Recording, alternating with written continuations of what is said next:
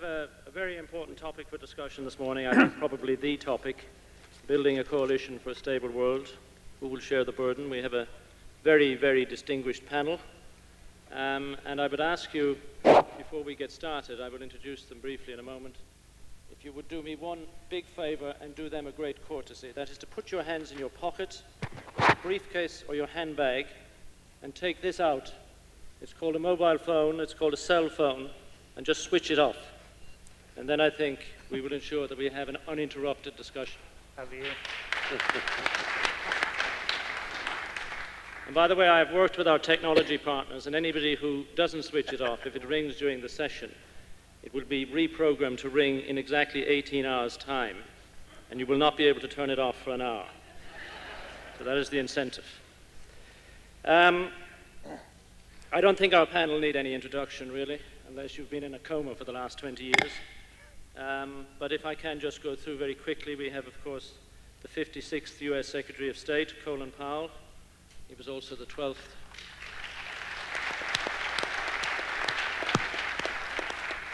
He was also the 12th Chairman of the Joint Chiefs of Staff, in which he handled 28 crises, more than most of us have in an entire lifetime, and a very distinguished military career. We're very pleased and privileged to have you with us. We have John Howard, the Prime Minister of Australia. John comes to us renewed in his authority, having just been re-elected, and with all the confidence that goes with that. We have Hubert Verdine, the Minister of Foreign Affairs of France, who has had a distinguished career in government and in foreign affairs, and is the man who gave us the very particular insights to François Mitterrand in his book on the world of François Mitterrand.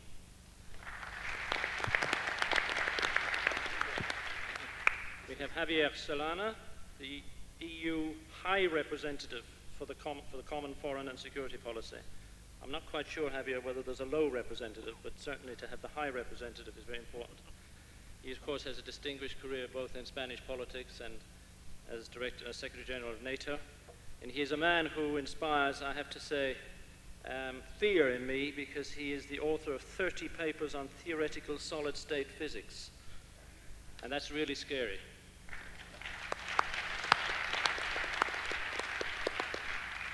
And we have Hang Song-soo, who, apart from a distinguished both academic and diplomatic career, and being Minister of Foreign Affairs and Trade in the Republic of South Korea, is today also the President of the 56th session of the UN General Assembly.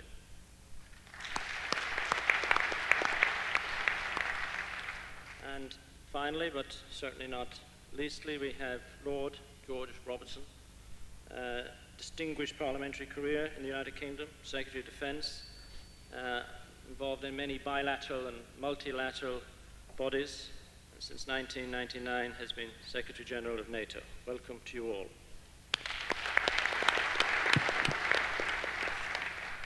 Now, my challenging task is to try to control this distinguished group in some form or other, and the only way that I thought I would be able to exercise any control is by giving them absolutely no notice of what I was going to ask them. So I'm going to pose a question to each, and then we'll just see where it takes us. Before I do, I just set the scene. Last night, those of you who were here heard Governor Pataki and Mayor Giuliani and Mayor Bloomberg remind us of the extraordinary city in which we are having this Davos meeting in New York. It's diverse, it's free, it accommodates many different views, many different opinions, people listen generously and people engage. And that spirit of openness and generous listening, I hope, will characterize this morning's discussion and debate. And even if we hear views which are unwelcome, unpopular, or just different, that we will accommodate them in the true spirit of conversation and dialogue. What we are talking about here is building and sustaining a coalition which will give us a stable world. And it seems to me that any coalition of that sort needs to be inclusive, it needs to respect the views of all, it needs to give weight to argument and to ideas as well as to sheer power. It needs to be a coalition which can produce a stable world not just by the attack, an attack on the symptoms of instability, but on the underlying causes of instability. And a stable coalition which will allow us to win the peace as effectively as we may win the war. There were many rich and moving comments last night from the very distinguished panel of people we have, but two stayed with me in relation to this morning's discussion, and which I think can give us some continuity. One was the thought that poverty over there is a threat to prosperity over here, and therefore needs to be addressed. And the other, from Desmond Tutu, was dream about a world where we care and then share. So with that as background, Secretary of State, if I may turn to you, I would be interested to hear, and I know everybody here will be, is what you see as the priorities for maintaining a coalition and for a stable world, and how important is a multilateral approach in addressing the global challenge that we have. Thank you very much, Mr. Chairman. Let me begin first by welcoming you all to New York on behalf of President Bush and the Bush administration. I know you received welcomes from our two governors, or our two mayors rather, but I also want to welcome you to my hometown, the city in which I was born, raised, educated, and sent off into the Army some 43 years ago. And everything that our chairman said is so very, very accurate with respect to the unique nature of this city and the vitality of this city and the diversity of this city, and how it has always had its arms open, welcoming people who would come to our shores to start a new life, as my parents did some 70 years ago. So welcome to my hometown. I also want to express my thanks to Professor Schwab for having made the courageous decision to bring Davos to New York. It's an important sign to the American people. It's an important sign to the whole world that we are strong, we are in solidarity with the rest of the world, we will carry on. With respect to the specific question as to how one keeps this coalition going, the first thing we have to keep in mind is to not lose sight of our vision, our focus, our mission, our reason for being, why this all clicked together on the 12th of September and from the 12th of September till now. When everybody took a look at the terrible events of 11 September and realized that we were seeing an attack not just on New York but on the civilized world, we were seeing an attack on all the values that we in this room hold dear, the world came together. And this coalition almost formed itself. It had a lot of help along the way, but it almost formed itself, whether it was Lord Robertson the very next day getting NATO together to invoke Article 5, or whether it was the UN Security Council the very next day, and followed by the General Assembly, followed by the EU, followed by the OIC, the OAS, ANZUS, the Rio Treaty, all coming together to deal with this threat now called terrorism. And what we have to do as we go forward is to not lose sight of the fact that we are just at the beginning of a campaign against terrorism.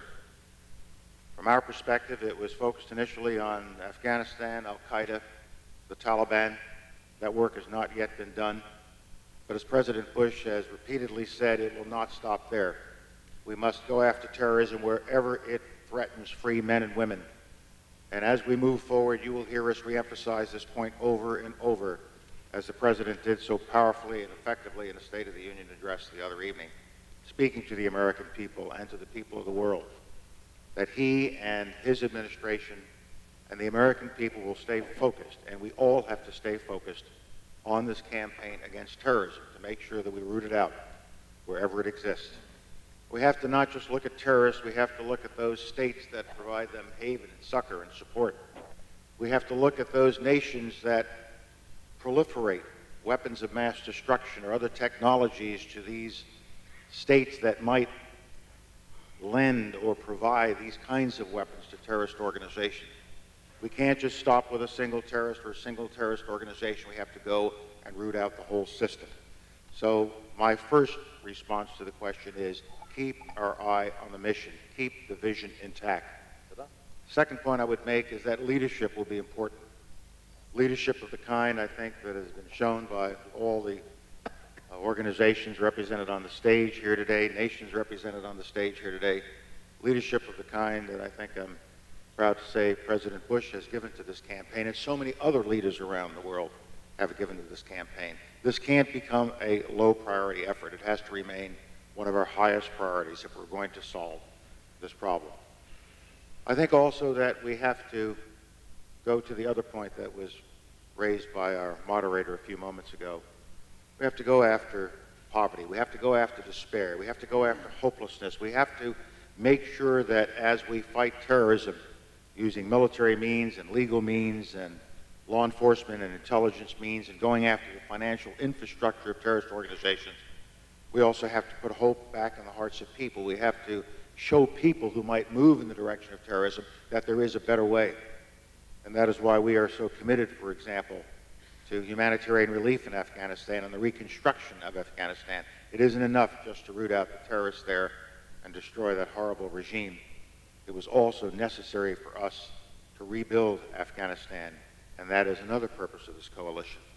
So this coalition has come together as a coalition of coalitions, one might say, for the purpose of going after terrorism, and we must not lose that focus, and we must bring all of our resources to bear, all the elements of national and international power that we can muster. But at the same time, we have to realize that terrorism really flourishes in areas of poverty, despair, hopelessness, where people see no future.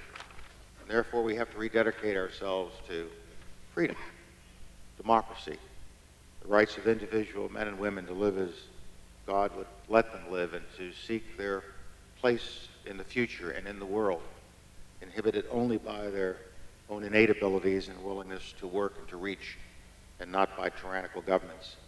We must not step back from the challenge presented by rogue regimes, by evil regimes, as President Bush called them the other evening, and face up to the challenge that they present to us as civilized nations. And we must make sure that we have the patience and the perseverance to see this campaign through to the end. And I can assure you that's the kind of patience and perseverance President Bush, his administration, and the American people will bring to this task. Thank you. Thank you, Secretary.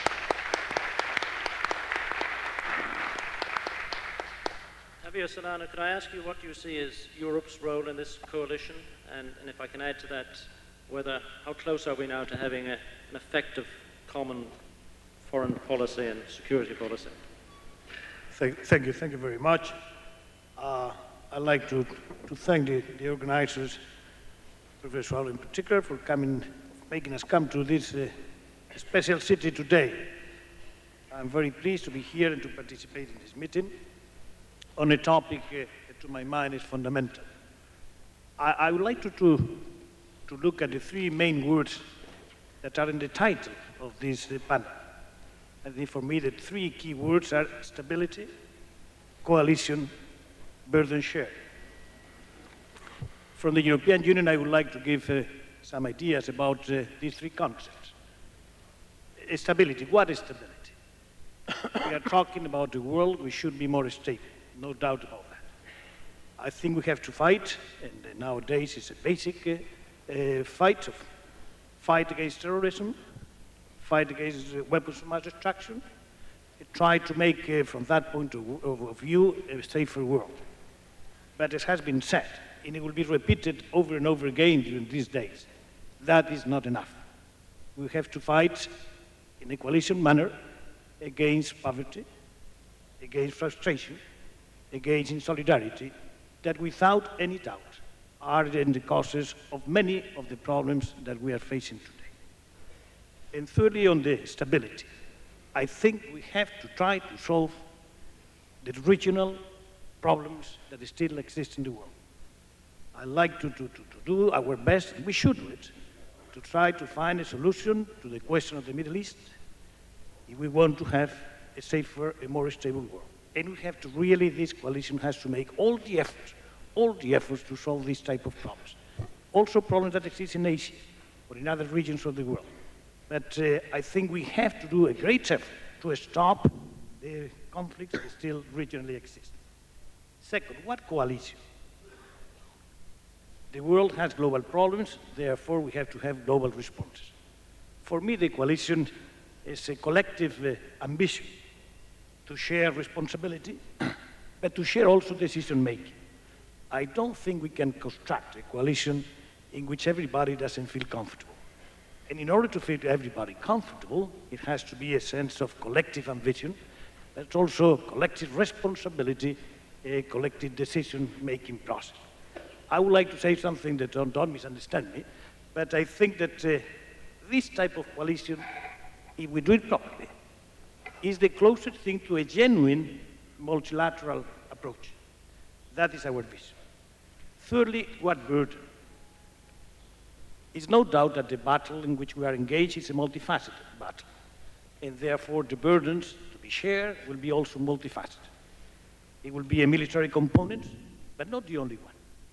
You will have a burden to share about, for instance, intelligence sharing, and I would like to stop a moment with this. If a good number of countries of the world, let's say 20 countries in the world, they will be ready and willing, in good faith, to share intelligence, the problems of terrorism will be much faster to be resolved. We have to share also the burden of economic development, and I like to say that from that point of view, I think the European Union could be considered a good example. I mean, if you look, for instance, what Colin Powell was mentioning, the reconstruction of Afghanistan. I mean, we have been there in Tokyo, and we have given and pledged more than 20%, the Europeans alone, of the total pledges. Therefore, I think we are doing what we should do on this burden sharing. But I'd like to insist once again that this sharing should not be only a military sharing. I'd like to say it on behalf of the European Union that we have the means, we are prepared to do it, and we have the will to contribute to this coalition. And I think we have done it already. But let me say that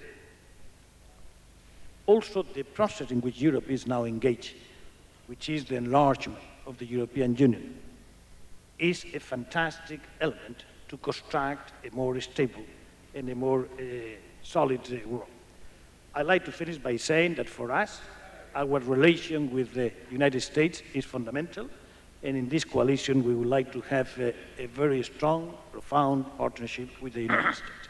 I finish by saying that we are in the globalized world. We're in the globalized world in which, for the moment, which are really globalizing are the private goods. The moment is coming that we begin to globalize also the public goods. Thank you. Thank you.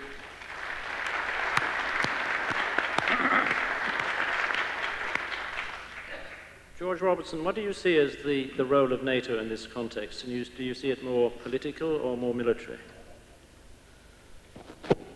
I don't think you can make an easy distinction between political and military. Of course, military capabilities are going to be important. In the campaign against terrorism, they are not necessarily in the forefront. Some people have said maybe 20% of the total effort will be involved in military campaigns. And NATO is not always going to be the answer to all of the security problems in the world altogether. But I think that the points that have been made about coalitions are very important. And the more these coalitions become permanent, the more they become habitual forums for working together, then the more successful they are likely to be. Ad hoc coalitions are very important, and the coalition which Colin Powell said formed itself after the 11th of September was hugely successful. But I do believe that we need to have a habit of working in order to maximize the effect. And NATO is the main guarantor of security and stability in the Euro-Atlantic area and has been for the last 52 years. And it is the largest permanent coalition in the world. The 19 nations of NATO with the 27 nations of the Partnership for Peace form a permanent coalition of interest, of cooperation, of interoperability that is hugely important. I just say that while I certainly congratulate the leaders of this forum for coming to New York as an act of solidarity and a visible way of New York showing that it's back in business, there is a sadness here as well. I went to Ground Zero yesterday, and it brought home to me why NATO's decision on the 12th of September to invoke Article 5 was so right. But what was symbolic, actually, about that visit was that on the platform yesterday with me was the President of Azerbaijan. Now, the President of Azerbaijan and I know each other because of the Partnership for Peace, because I've been to Azerbaijan, because Azerbaijan a country in the Caucasus with its own problems and its own security difficulties over the years, is tied umbilically into NATO. And here we were on the site of an attack against the world's great superpower, united in agony, but also united in resolve that the coalition that we represent will actually go on and do more. And I don't think that, that what America successfully did in Afghanistan would have been possible without the linkages provided by the Partnership for Peace and the relationship with the countries in Central Asia in particular that NATO has built up over the last few years. We're also the most effective military organization in the world, and we're possessed of unique experience and skills and capabilities to underpin a wide range of coalition opportunities. We may not be the coalition of first choice everywhere. We weren't in the Gulf War, and everyone said NATO is not relevant, but that was confounded by the Balkans. And there are some people at the moment who are saying that because we were not the coalition of first choice by the Americans, that in some way we should be written off now.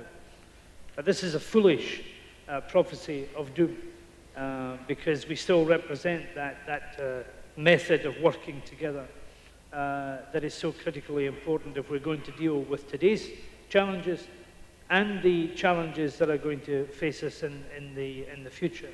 And NATO will, I promise, transform itself, modernize itself, adapt itself as it has done throughout its 52-year history in order to be able to deal with these challenges and to help a much wider world in its pursuit of stability and peace. So the answer to the question that is posed to us today, building a coalition for a stable world, who will share the burden, is that NATO will, among others, share that burden, and I hope we will do it well. Thank you, George Robertson.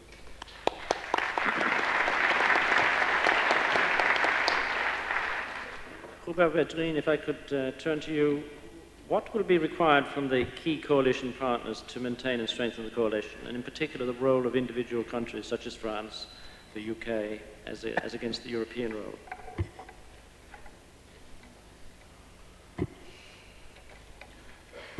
Mr. Chairman, in New York today we are talking about a coalition. This coalition against terrorism is crucial. It's entirely legitimate, as is the fight against the proliferation of weapons of mass destruction. But for any coalition to last, it has to be real. What does it take to get a real coalition? It takes shared goals, an agreement on means. This can only be defined through debate and dialogue. After the initial emotion and solidarity, new goals and means have to be reviewed and endorsed periodically. In this, the US has the leading role. Colin knows that very well. But if you are talking about a coalition for a stable world, it's not enough just to fight terrorism.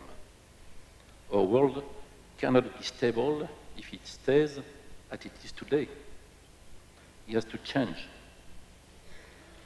It cannot be stable because of regional crises, because peace has not yet been established in the Middle East by creating a state of Palestine, because conflict in Africa and elsewhere, because of poverty and the negative effect of globalization, because of unilateralist temptations.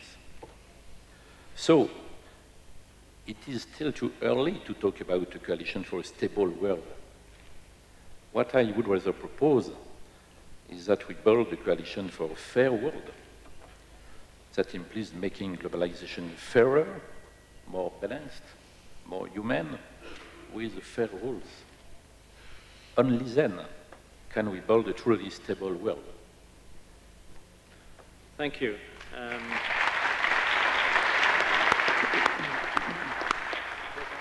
Much to reflect on there. John Howard, from your vantage point, far away from here, how do you see the role of Australia, and how do you see the role of Australia in a more integrated Asian context?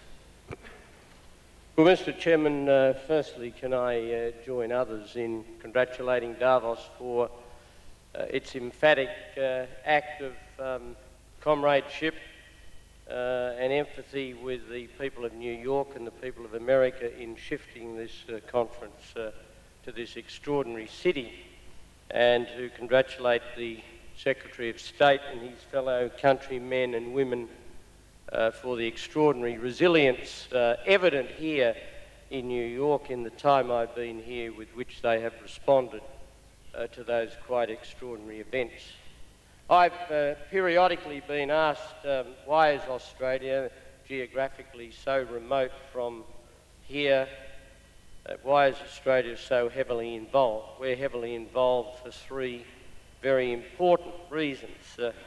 The first and most important of those is that in every single conceivable way I saw, and most Australians saw, what occurred as being as much an attack on our way of life as it was on the American way of life.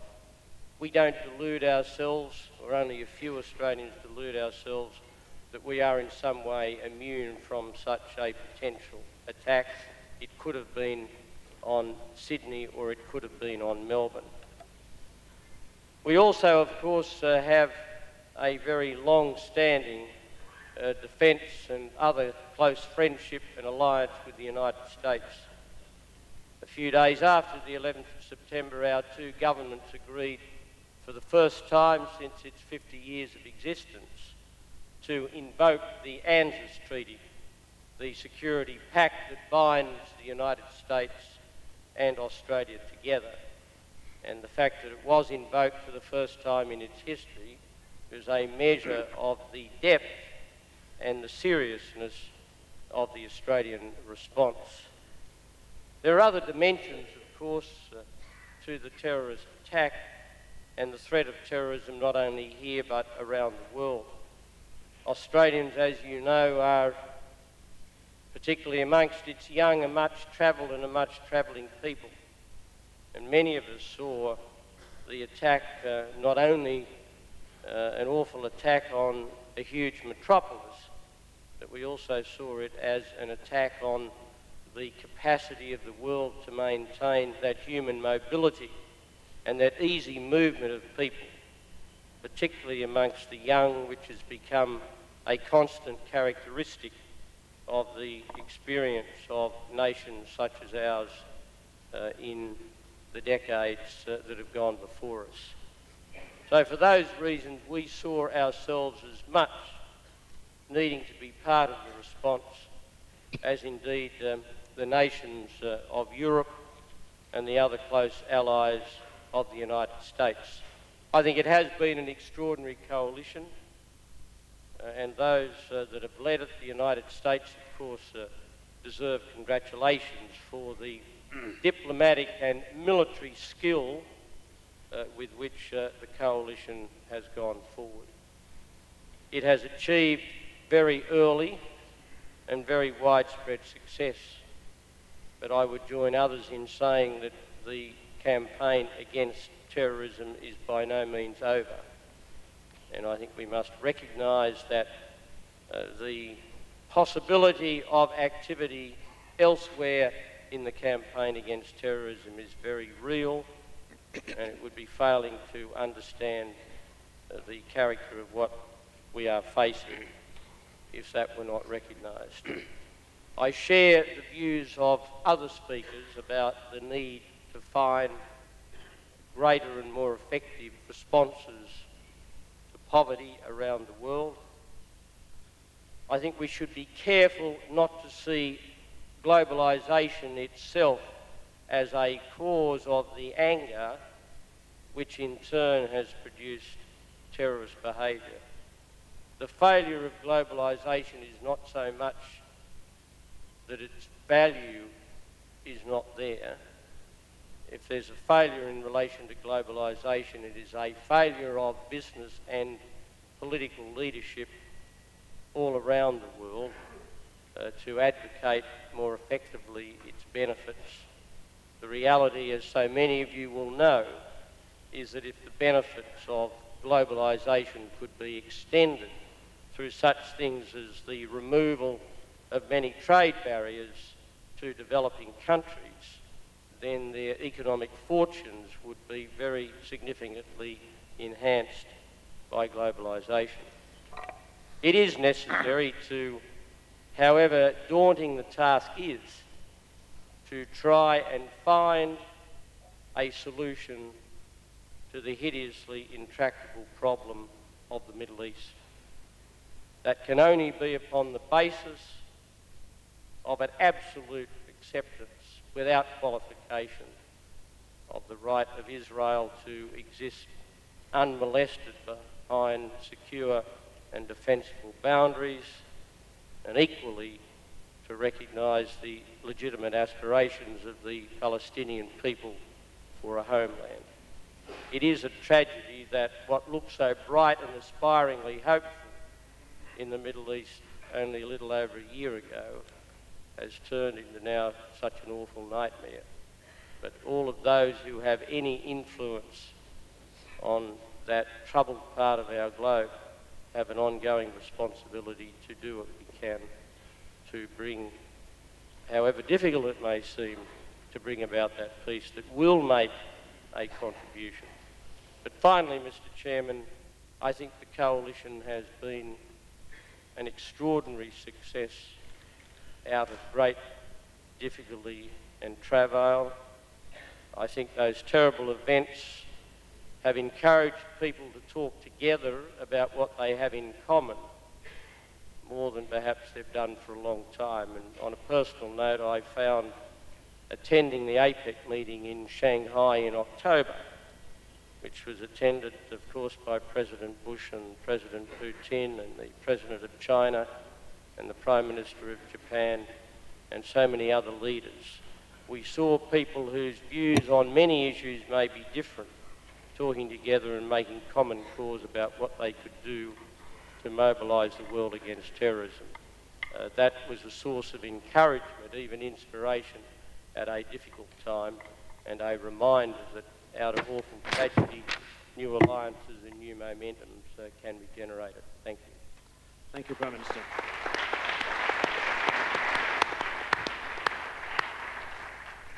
Ismail Cem, perhaps you could help us to understand the role that Turkey can play in the coalition, particularly vis-à-vis the Muslim world, and also the role that Turkey can play in helping us all in the dialogue with the Muslim world on values and human rights, accountability, transparent democratic systems, etc.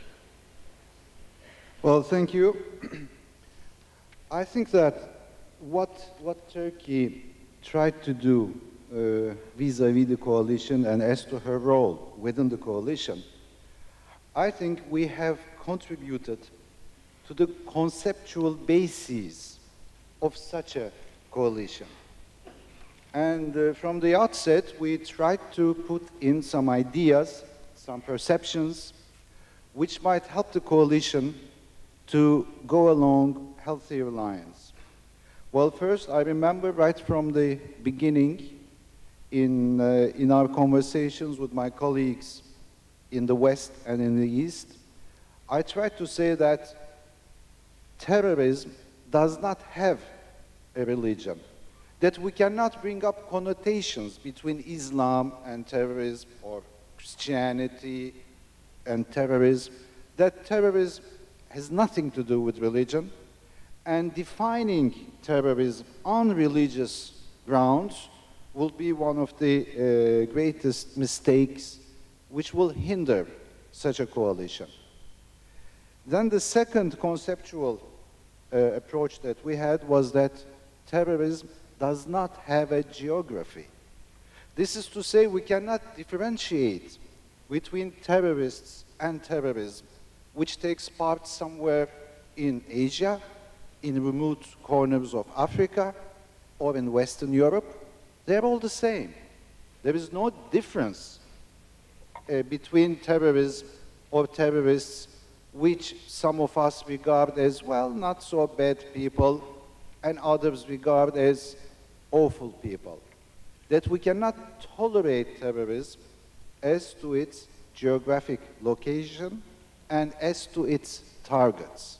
targeting some parts of the world being considered as understandable, and terrorism targeting other parts of the world being considered as non-excusable. So terrorism, no matter where it is located, no matter its targets, is the same terrorism that we all have to fight together. And third, that terrorism does not and cannot have a justification. No matter what the goal, no matter what the cause, that we cannot accept terrorism as a means. That was one approach that we had tried to bring to the attention of public opinions and colleagues all over the world. Within these lines, Turkey has tried to be a factor in the quest for dissipating policies, in the quest to have objective guidelines, and I believe in that sense we were particularly effective through the Organization of Islamic Countries, which is made of some 56 countries with predominantly Muslim populations.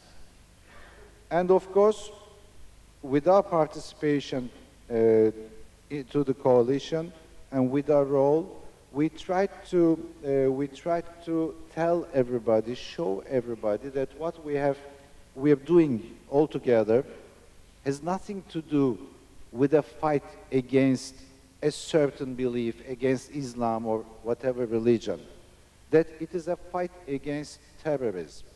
And Turkey, being a country of predominantly Muslim population, being a country which was considered to be the leader, the spearhead of Islam for some 7 centuries, and Turkey taking part in that coalition was an example by itself that our fight is not against this or that religion, but it is against terrorism.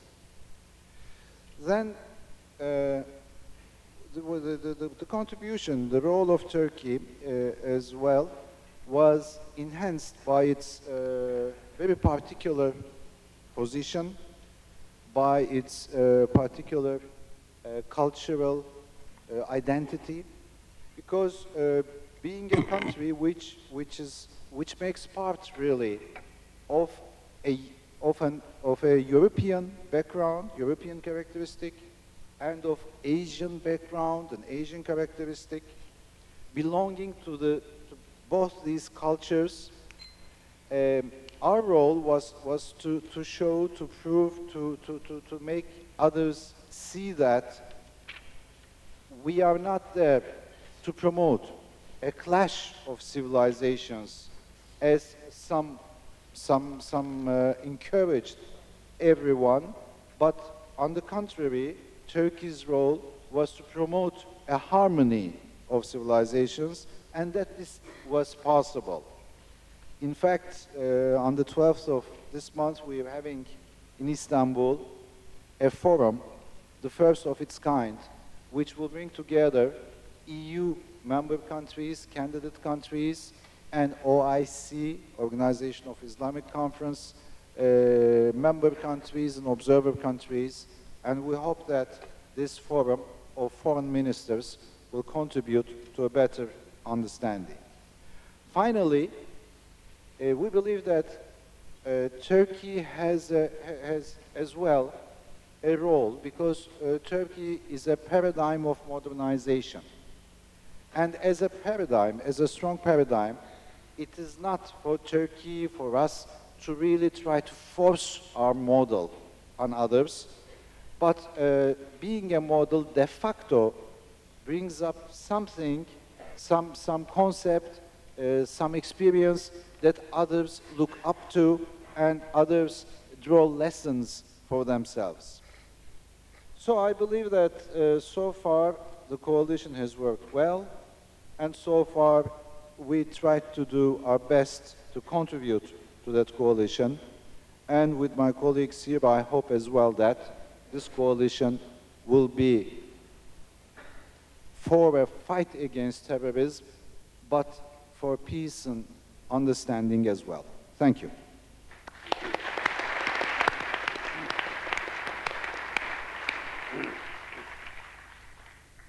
Aung San Suu, what should be the role of the UN, and do you see the UN as being, should it be equipped with its own delivery capacities in order to attend to crisis, or does it simply confine itself to having a mandate but not the delivery capacity?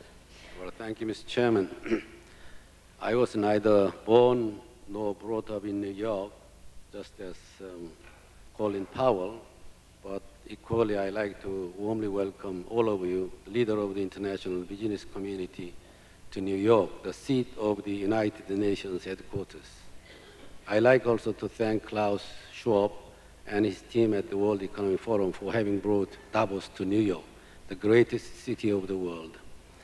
I think the United Nations has played a vital role in building a coalition for fighting against terrorism, thus laying groundwork for a stable world.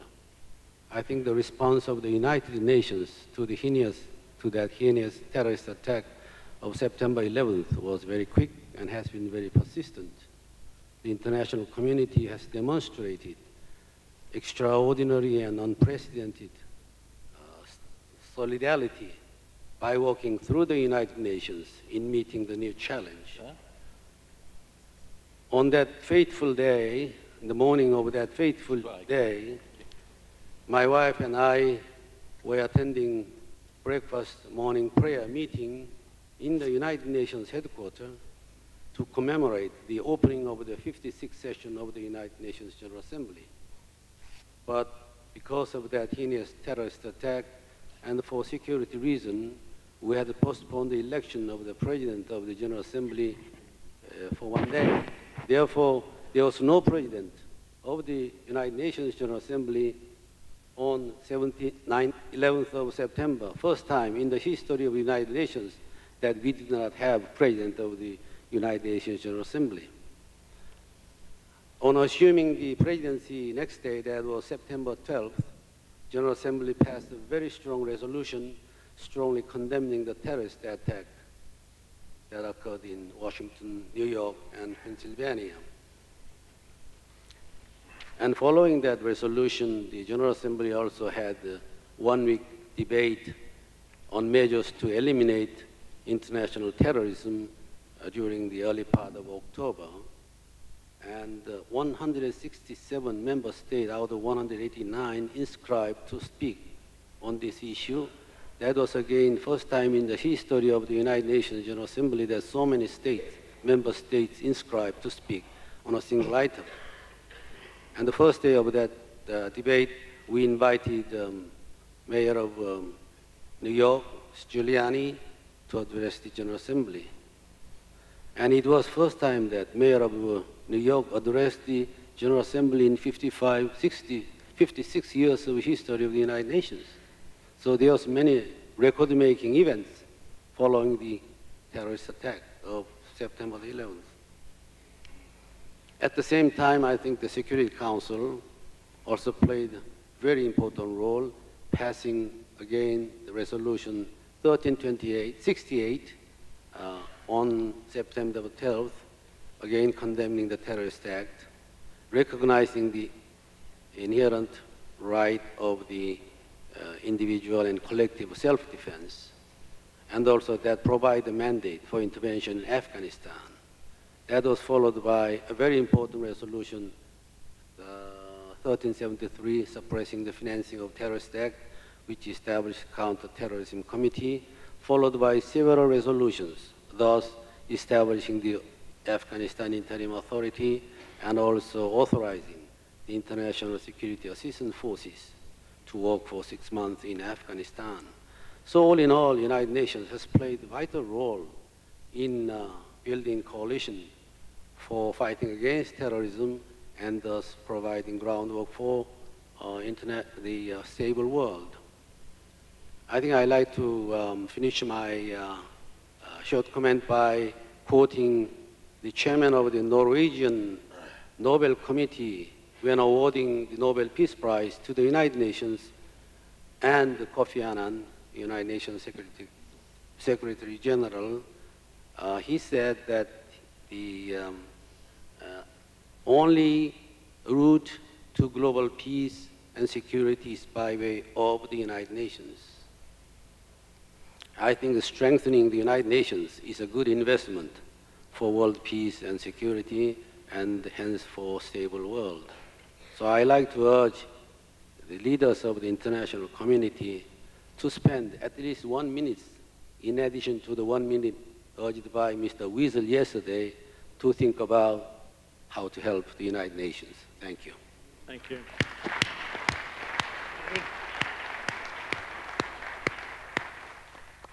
I'd now like to open this up for discussion between the panel.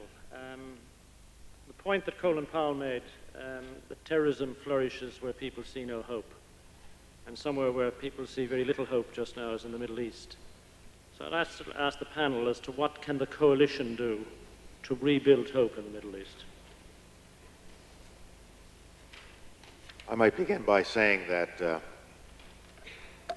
United States remains deeply engaged in trying to find a solution to the crisis in the Middle East. When this administration came in last year, we immediately gave our support to Senator George Mitchell and Javier Solana and their colleagues to complete their work. And that Mitchell report, as it is known, has given us a roadmap to get back to the negotiating table, beginning with the ceasefire, confidence-building measures, and other activities that will allow us to start discussions again on the basis of UN Resolutions 242 and 338. Since the Mitchell report was issued last spring, we have been actively engaged with George Tenet, our CIA director, my own involvement, the involvement of President Bush on a number of occasions.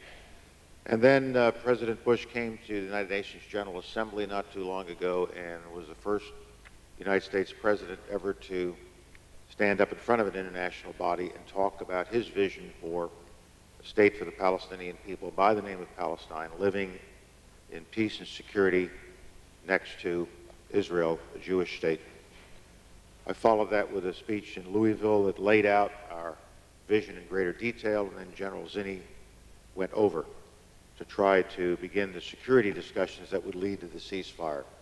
So we have remained deeply engaged and will continue to do so. The problem we have is that the level of violence has been so high that you can't restore confidence. You can't get a ceasefire in place. And all of us are working together to try to get that level of violence down. I'm in touch with Chairman Arafat and others of his colleagues, and of course with Prime Minister Sharon. We are spending a lot of time with Chairman Arafat right now because of the Karine A ship that came into the region not too long ago that was a very damaging event, a serious escalatory step. And we've asked Chairman Arafat to account for it, to do something about it, make sure that things like this are no longer part of the process of moving forward. It is not part of a process of moving forward. It takes us exactly in the opposite direction.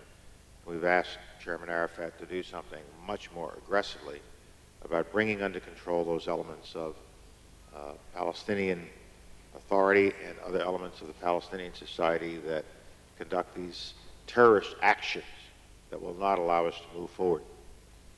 We've also been in close touch with the Israeli government to encourage them to do everything they can not to escalate the level of tension and violence in the area so that we can get started. The interesting thing about our work is that as the United States has pursued this policy, it has been with the closest consultation, with so many of my friends here on the stage with me. Javier Solana and I talk constantly to make sure we're giving a consistent message. I talk constantly to the Secretary General of the United Nations, Mr. Anand. I'm in close touch with my Russian and other colleagues who have more than a passing interest in this area. And what we've tried to do is to give a consistent, coherent message over the past year. And I think it's a message that is seen by the parties in the region as consistent and coherent. It's one of the other advantages of the kind of coalition we put together is that we talk and communicate in so many ways with each other on a constant basis so that we break down any disagreements that might exist between us and that we present a unified point of view to people that we are trying to help move down a path of peace and toward conditions which will allow them to devote their energies to helping people come up out of poverty and not to attack one another and to let these conditions of violence continue. Javier Solana? Thank you very much. I'd like to start by saying that what Colin Powell has said, I share. We have been, we continue to be in permanent contact and trying with the best of our intentions to see how we can solve this difficult problem. Now, let me tell you my own experience. I have been engaged in the Middle East since the Madrid conference. That seems to be centuries ago, but it's not that far away. And I have to tell you that this moment is, to my mind, the most difficult one. And I think an effort of the international coalition, it will be needed to try to stop this situation. I think we have an obligation to do so. And we cannot probably let the parties alone to continue going through the route in which they are now moving. It's suffering, there's no hope, and from this lack of hope, from this situation in the Israeli society of terror, really, we cannot get anything better. So we have the obligation, I think, as a coalition, the international community, to get engaged, and to get engaged rapidly, and to get engaged in an intense manner. I participated on the Mitchell report with Senator Mitchell and President Demirel from Turkey. I remember very well when we were looking at that situation and we started drafting the Mitchell report, we had a very clear chapter that we called cooling off measures.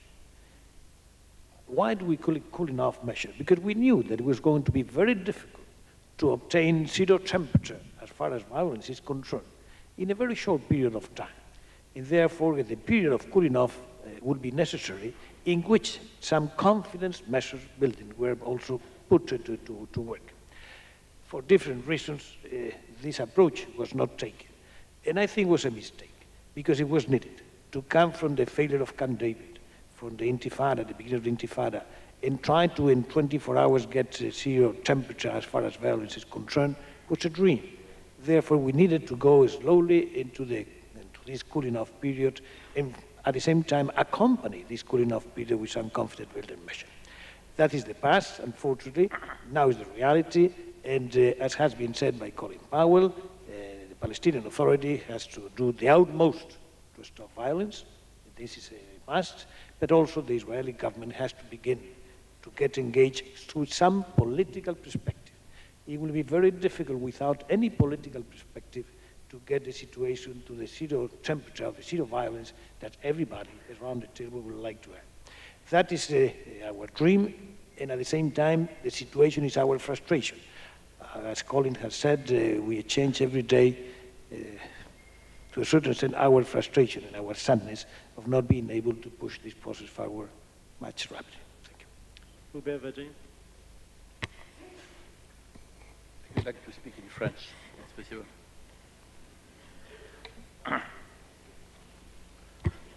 D'abord, je voudrais, sur la question posée par le chairman, comment redonner de l'espoir au Proche-Orient. D'abord, je voudrais rendre hommage au travail inlassable de Colin Powell et dire que je voudrais appuyer la conclusion de Javier Solana. Je voudrais rappeler une phrase absolument géniale du Premier ministre Rabin, il y a quelques années. Il faut poursuivre le processus de paix comme s'il n'y avait pas de terrorisme, et il faut lutter contre le terrorisme comme s'il n'y avait pas de processus de paix. Dans mon pays, nous pensons que, et dans beaucoup de pays européens, je peux vous dire, une grande majorité, je crois, des pays européens, nous pensons qu'on n'a jamais dit à propos du conflit quelque chose de plus intelligent et de plus efficace. En d'autres termes, nous sommes absolument favorables à la lutte contre le terrorisme et contre cette insécurité insupportable que ça fait régner en Israël, ce qui est une angoisse quotidienne. Mais nous pensons que cette lutte contre le terrorisme ne marchera pas si elle est menée que par des procédés militaires.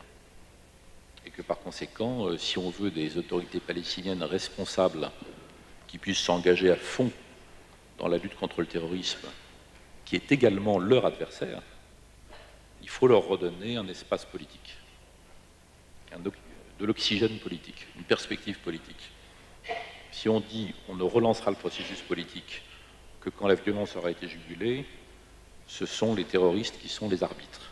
Donc là, il y a une sorte de contradiction méthodologique, disons, dont nous débattons beaucoup, mais à l'intérieur d'un objectif qui est naturellement le même pour nous tous, qui est la sécurité et la justice pour les deux peuples. Thank you. Ismail Cem? Yes, maybe I might add a few words.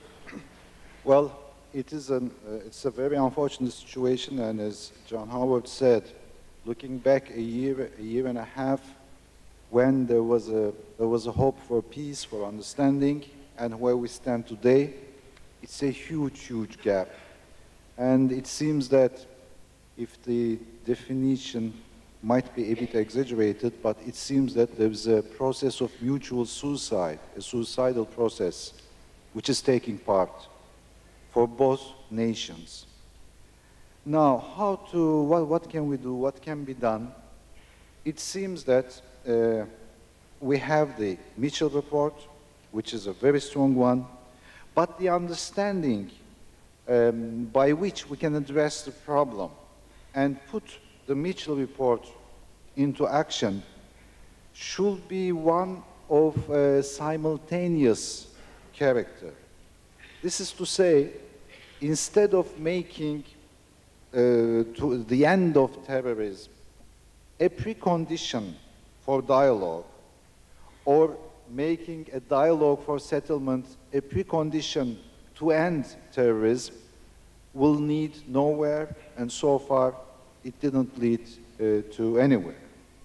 Therefore, it seems that there should be a simultaneous effort to put down terrorism and finally to eliminate totally terrorism, but in the meantime, to have a dialogue in view of reaching a settlement for peace in this unfortunate geography. Thank you. Thank you, Ishmael. Could I change to a somewhat different question? Hubert Vedrine talked about a coalition for fairness. And I'm sure we'd all be interested in the views of the panel on, in the pursuit of fairness, what is the role of trade, particularly in the context of the Doha round, which has started, but which has yet to gather momentum. Maybe John Howard, you'd have a view.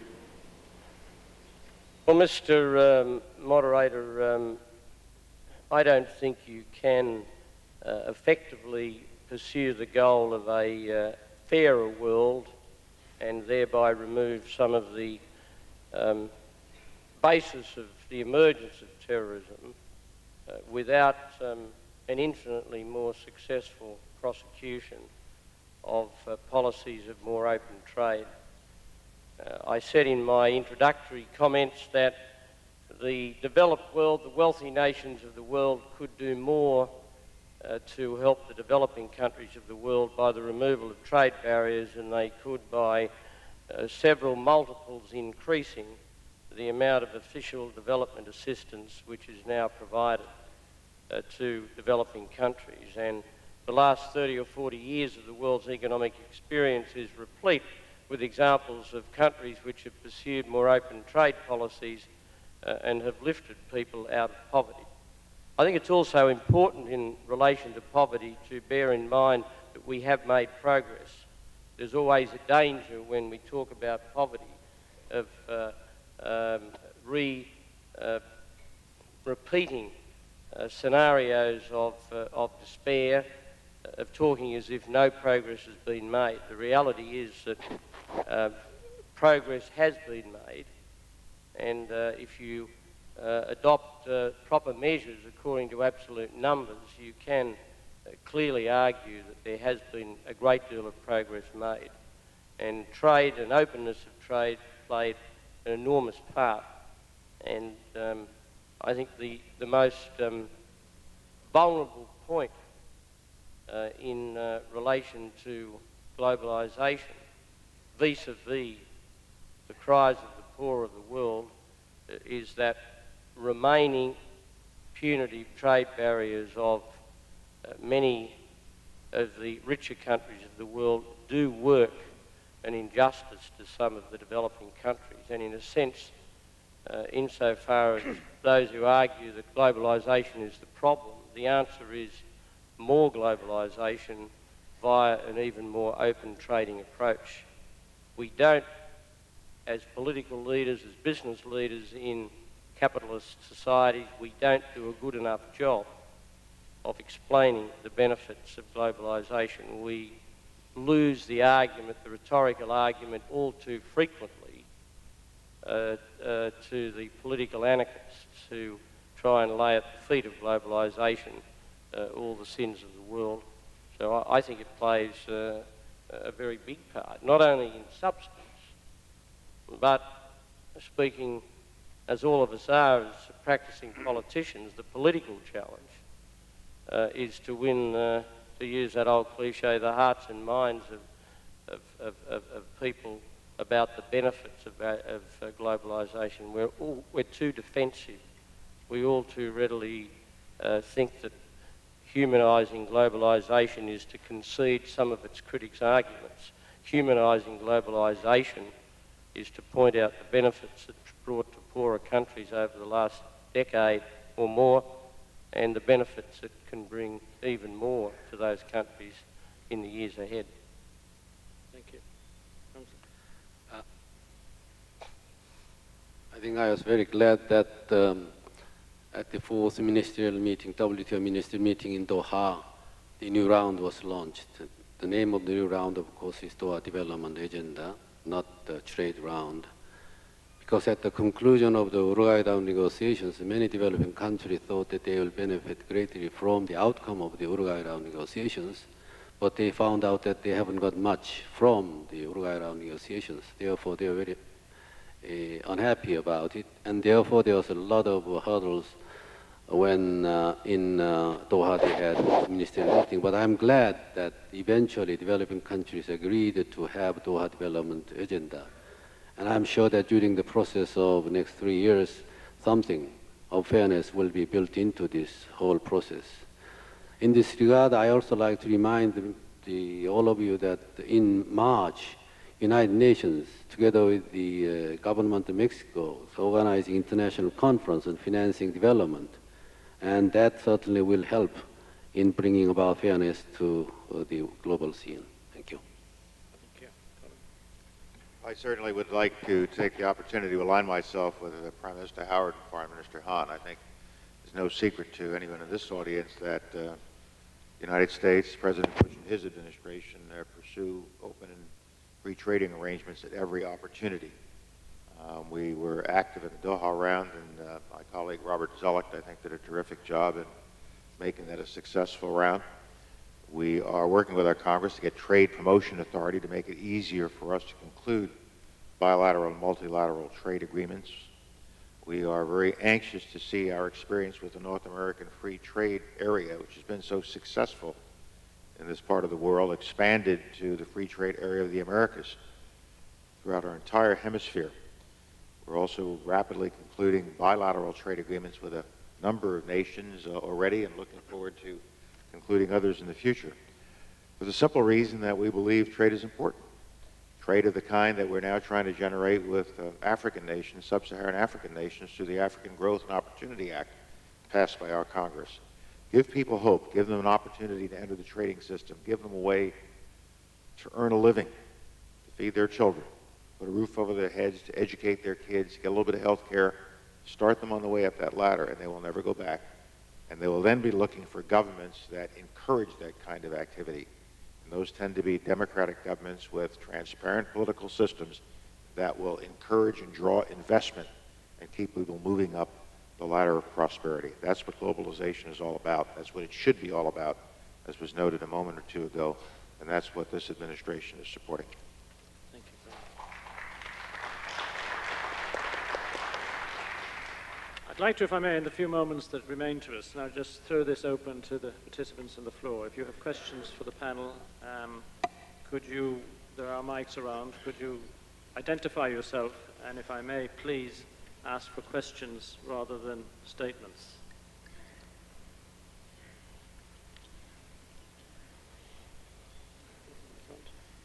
We have the front?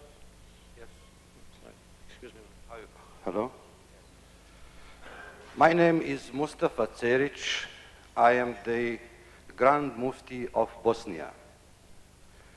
I am very glad to have this opportunity to hear from the people who are responsible for the peace in the world. Coming from Bosnia, in this great city of New York, I think if there is anyone here that can understand the pain of the terror of New York, it is me, coming from Sarajevo and Srebrenica. So I share this pain with the people of New York. Unfortunately, Srebrenica was the last terrorist attack in Europe, and the attack of New York was the first terrorist attack in the new millennium. The difference is that Srebrenica has been assured by the Security Council of the United Nations that it is a safe zone, but the result of this safe zone law, Srebrenica has lost 10,000 people dead or missing. I am here to share your determination to fight terrorism in the world. But I am not sure whether we understand when you say that you are against something. I didn't hear what you are for something. And I think between what you are against and what you are for, it's very important. We think that the difference between model and principles we have to think of. You cannot apply all the models that you want, what you have in the head, but you could apply principles that the world today needs. That means the rule of law, human rights, and democracy. The models can be different, but the principles must stay all together. Therefore, I would like also to use this opportunity to thank to Mr. Solana, whom I met in the headquarters of NATO when he was Secretary General, with my colleagues from different religious groups. I am at the same time the President of the Interreligious Council of Bosnia and Herzegovina. I would like to congratulate to him that Bosnia and Herzegovina has been admitted to be a waiting member for the European Parliament. This is going to be a precedent that one country which is majority Muslim population will be hopefully one day member of the European Union. But I wonder why Turkey cannot be a member of the European Union, even though it is in the coalition. They say that Turkey cannot be a member of the European Union because it is not a democratic country. But if it becomes a democratic country, it will become too Muslim.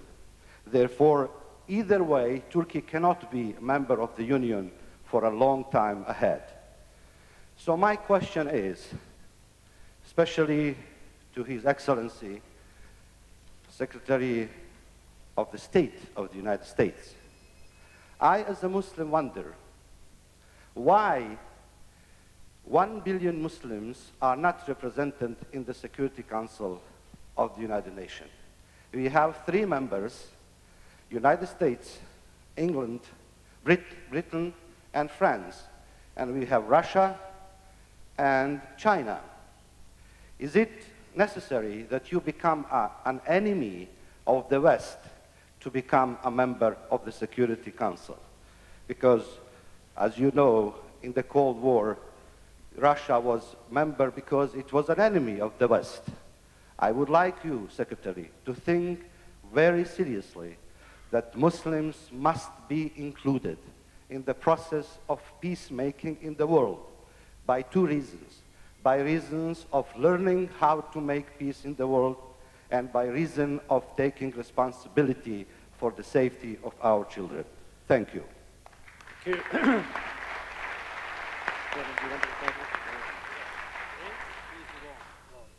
Thank you, Your Excellency. And among the permanent membership, as you correctly noted, are the nations that you listed, and there are other rotating members of the Security Council who, of course, are not permanent members, and Muslims are represented through that process. Muslims are widely represented throughout the United Nations, however, and in fact, the great growth within the United Nations in recent years, to a large extent, captures many Muslim nations. I think Muslims are playing an important role in the work that we are doing, and the presence of my dear colleague and friend Ismail Cem is reflective of that and the very positive role that they have been playing in our work in Afghanistan and the work that they are getting ready to do in the near future with respect to the use of Muslim military forces that might be available to go to Afghanistan. And I can assure you, as we have put this campaign together, we have tried to do it in a way that is respectful of the 1 billion Muslims throughout the world, and that we have brought them into this coalition with us.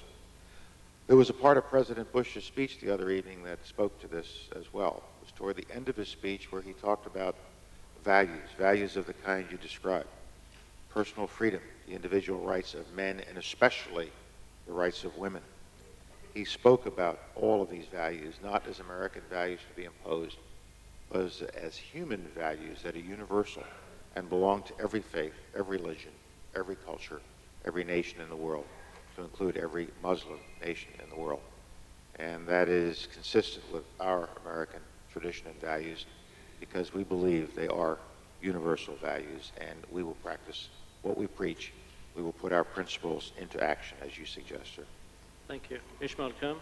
Yes, thank you, Mr. Chairman. First, of course, as to the relationship between the European Union and Turkey, these are not easy relationships for a multitude of reasons, historical, cultural to a certain extent, but it will be unfair to the European Union to claim that the EU does not is not accelerating the process of Turkey's membership because Turkey is of a population predominantly Muslim. That will be unfair. And plus, of course, Turkey is a democratic country. As all democracies, there are certain aspects that should be further developed, but that's all. I want to point out, though, talking about Bosnia-Herzegovina, I think this is a country which is in the process of proving to all of us that certain things considered as impossible might be well possible.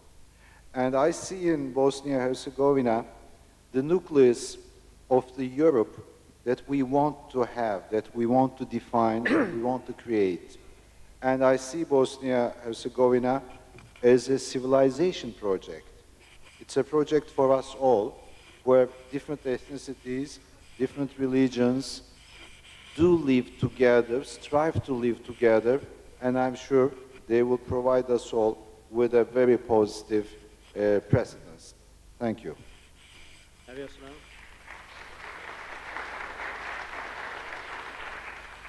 Thank you very much. I'd like to not answer, but to make some comments around the world to my good friend the Muslim. You question yourself that we have been talking about what we are against, but we haven't said or we haven't elaborated on what we are for. I think the answer can be very plastically, very graphically responded. We are for a country like Bosnia-Herzegovina that didn't have a chance to be a country. And I have to tell you that the people around here, this panel, many of them, we went to the limit of using force, the first time in the European continent, to defend a minority, Muslim minority, that was oppressed. And we went to the limit. We started with diplomacy, but went to the limit of using force and give Bosnia-Herzegovina a chance to be a state, a multi-ethnic state in which Muslims in the core of Europe are respected. I have to say that because sometimes we do not understand, we don't put in the right context. The same occurred in Kosovo when the alliance went to a military operation in Kosovo was to defend the Muslims in Europe that were being mistreated or attacked by others that were not Muslims but were also Europeans. So I think we have to understand that when we talk about the clash of civilizations.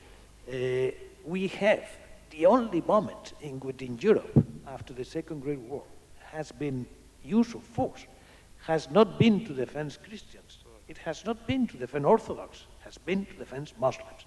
In that we have it, we are very proud to have taken some decisions. Now it's your responsibility now also to construct a state and to construct it with the effort of your people, the international community is helping you economically, has helped you to construct the institutions. Now it's your turn to really deliver to the rest of the international community. Thank you, Mr. Mufti.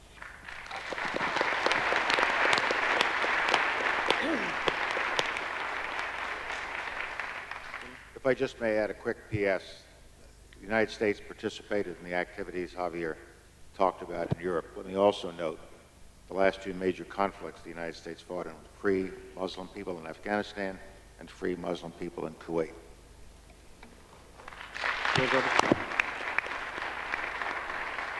George Robertson. Can I strongly subscribe to what Javier Solana and Colin Powell have just said? It is absolutely true, and I think it's a message that is insufficiently appreciated, that we had eventually to use violence in order to stop ethnic cleansing, murder, torture, rapes, concentration camps, all in our own continent, in the continent of Europe, a couple of hours flying time away from London and from Paris. And there was only one organization, both in Bosnia and in Kosovo, that could do that.